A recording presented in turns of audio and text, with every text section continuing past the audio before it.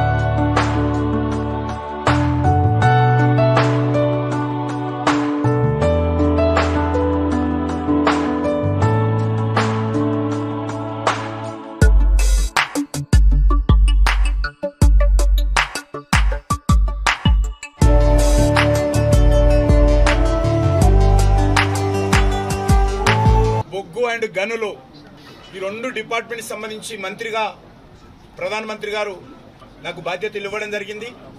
ఈరోజు అధికారపూర్వకంగా ఈ బాధ్యతలు ఈరోజు చేపట్టాను. మనకందరికీ తెలుసు, దేశంలో విద్యుత్ లేకుండా, పవర్ లేకుండా ఏ ఒక్క పని కూడా కాదు. అది వ్యవసాయమే కావచ్చు, పారిశ్రామిక రంగమే కావచ్చు, ఐటీ కానీ, లేక కమర్షియల్ కానీ, డొమెస్టిక్ కానీ, ప్రజల జీవితాలతో విద్యుత్తు రంగం పూర్తిగా పెనవేసుకొని ఉన్నది. భారతదేశంలో విద్యుత్ కోత లేనటువంటి ఒక నూతన భారతాన్ని నరేంద్ర మోడీ గారు ఈరోజు ఆవిష్కరించారు. ఈ రాష్ట్రము ఆ రాష్ట్రం కాదు, అన్ని రాష్ట్రాల్లో కూడా అవసరమైనంత విద్యుత్ అన్ని రంగాలకు అందుతా ఉంది. దానికి ప్రధానమైనటువంటి కారణము బొగ్గు ద్వారానే ఈరోజు విద్యుత్ ఉత్పత్తి అత్యధిక శాతం అవుతా ఉంది.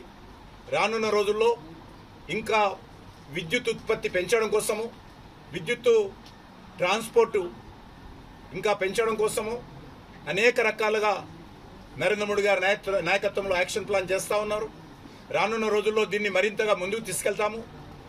ఇక్కడ పవర్ మినిస్ట్రీ కానీ, రైల్వే మినిస్ట్రీ కానీ, కోల్ మినిస్ట్రీ కానీ, మైన్స్ మినిస్ట్రీ కానీ, వీటన్నిటికీ ఎన్వైరన్మెంట్ మినిస్ట్రీ కానీ, వీటన్నిటికీ ఒక అవినాభావ సంబంధం ఉంది. వీటన్నిటిని కూడా సమన్వయం చేసుకుంటూ ముందుకెళ్తాము. విద్యుత్ కోత లేనటువంటి భారతాన్ని నిర్మించాలంటే బొగ్గు ఉత్పత్తి పెంచాల్సినటువంటి అవసరం ఉంది. ఇతర దేశాల నుంచి ఇంకా కొంత మేరకు మనం బొగ్గు దిగుమతి చేసుకుంటున్నాం. రానున్న రోజుల్లో కూడా పూర్తి స్థాయిలో మన అవసరాలకు కావలసినటువంటి బొగ్గును మనమే ఉత్పత్తి చేసుకోవడం, ఆ యొక్క మినరల్స్ బయటికి తీయడము, ఉపాధి అవకాశాలు పెంచడము, మినరల్స్ను కూడా ఇతర దేశాలకు కూడా ఎక్స్పోర్ట్ చేయడము.